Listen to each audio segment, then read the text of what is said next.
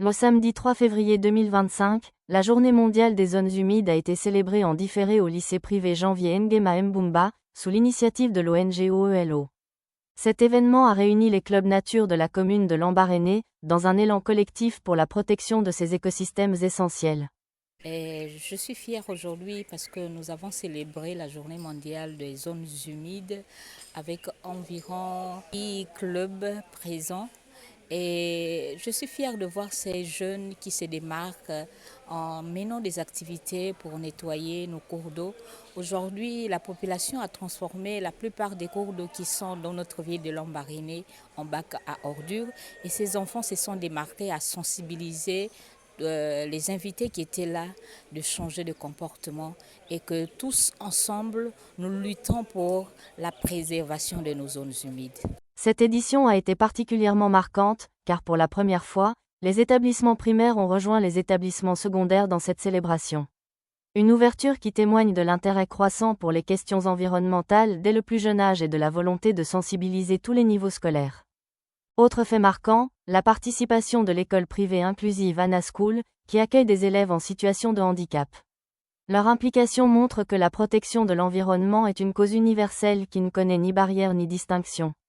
Leur engagement a inspiré et rappelé que chacun, quelle que soit sa condition, a un rôle à jouer dans la préservation de notre planète. Lorsque la nature a été créée, c'est pour nous, c'était pour notre bien. Mais à cause de nos agissements, à cause de la déforestation, à cause du brisement de la nature est tombée malade. Donc, nous avons le devoir de guérir aussi la nature, comme la nature doit nous guérir.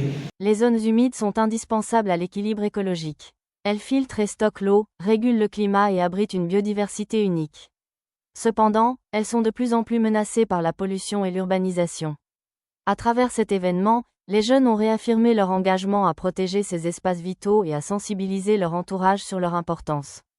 Tout au long de cette célébration, les clubs nature ont présenté leurs activités de nettoyage et de sensibilisation réalisées dans différents quartiers de Lambaréné.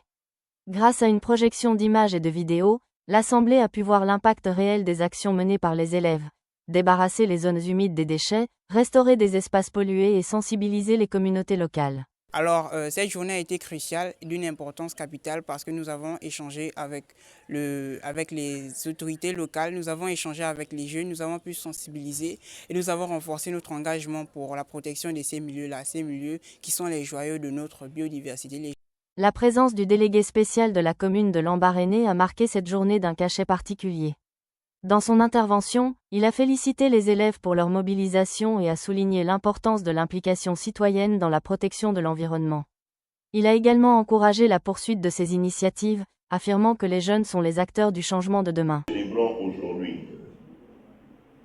Dans tout ce qui a été dit, nous avons tous compris qu'il fallait protéger les zones humides parce que ce sont les zones humides qui sont là pour nourrir les espèces dont nous nous servons, soit pour notre alimentation, soit pour les expériences scientifiques et autres encore, et autres choses encore. Cet événement a été une véritable démonstration d'unité et de détermination en faveur de la nature. Il rappelle que chacun a un rôle à jouer, et que l'avenir des zones humides dépend de l'implication collective. L'ONG OELO et les clubs nature de Lambaréné s'engagent à maintenir cette dynamique, en encourageant toujours plus d'initiatives pour préserver ces écosystèmes fragiles et précieux.